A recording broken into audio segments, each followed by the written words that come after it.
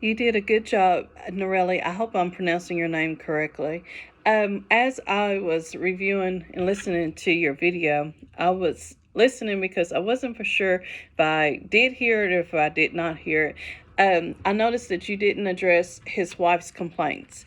I know, as me being a clinician myself, it's important to be able to hear other people who is in the immediate family or who's related to that person, based on giving consent in order to provide information on how that person is reacting or their behaviors. So you as the clinician can have a more of a projection or presentation of how that client is, because a lot of times, for yourself, your client is not going to always be able to pick up how their behavior affects them or if it's really impacting the family as a whole. But you did good. I think what you were saying, you use a lot of conglomerates. You kind of combine things together as far as like behaviors and symptoms. So you probably did address it. I just didn't hear you say that his wife stated this or his wife complained about that or anything like that.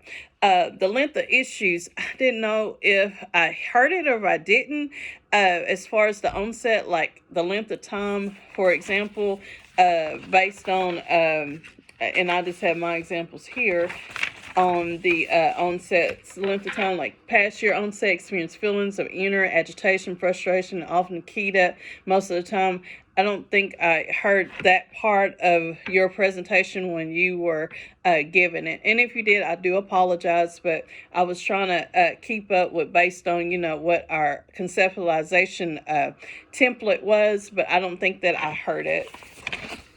You and I both diagnosed him, Mr. Stein, with GAD, generalized anxiety disorder, and my basically, as far as the DSM-5-TR diagnosis and diagnostic criteria, for that, the specifiers and modifiers, I said that he meets several criterion. Criterion A, with excessive anxiety and worry occurring more days than not for at least 6 months. Criterion C, the anxiety and worry are associated with 3 or more of the following symptoms: restlessness or keyed up, difficulty concentrating, sleep disturbances. Criterion D, the anxiety, worry, or physical symptoms cause clinical significant distress or impairments in social, occupational, or important areas of the functioning.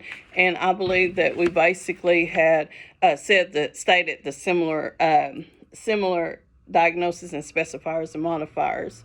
The other thing, I am so glad that you pointed out about alcohol. That is very important to consider too as well. And I was thinking too of a secondary diagnosis as well, and I did put in my presentation that these are other diagnoses that I would have considered too as well. But I pointed out alcohol-induced anxiety disorder with mild use disorder. I wonder which one would you had diagnosed him with. Another factor I want to bring forth too is co-occurring alcohol use disorder and alcohol disorder, So based on what he was saying in the presentation, that he does drink alcohol to calm himself down occasionally. So with that being a co-occurring, the alcohol, but he says that he does not have any alcohol related use disorder. Well, we don't know that exactly because it doesn't really talk more into it in details, and then his wife didn't mention it either as far as the case study goes, so we're just kind of questionable about that.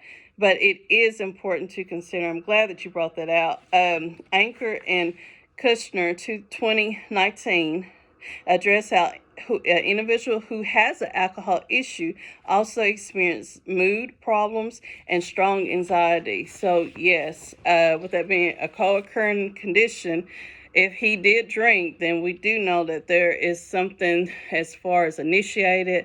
The reason why he's drinking, he's just not drinking just to be drinking. There is a root cause. But that's good that you did bring that up. Um, Also, I'm glad that you consider in your modalities psychotropic medications as part of a treatment. That is good. I'm glad that you did mention it. I didn't mention it in my presentation, however, but I just wanted to say this too, or pass this on. However, some of the psychotropic medications could or may affect him when he is consuming, as you know, alcohol and have gastrointestinal issues.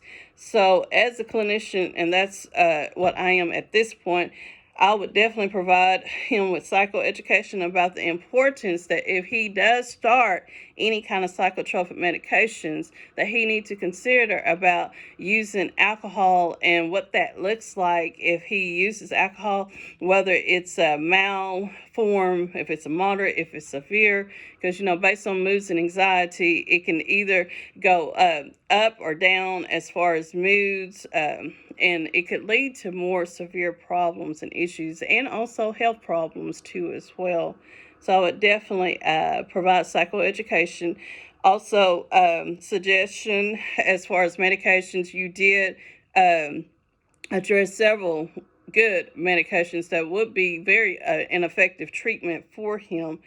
And also, he needs to continue to monitor his stomach aches, like he said that he had, and also diarrhea too as well. Even though at this point the internist and the gastroenterologist didn't see anything, it still does not mean that it's not present. And then also, if his medical issues doesn't progress, then he could be on those type of psychotropic medication that you did identify for him, and that would probably be a good treatment for him too, along with monitoring him, because there can be some adverse reactions, side effects, and all of that stuff that goes along with it too. Good job.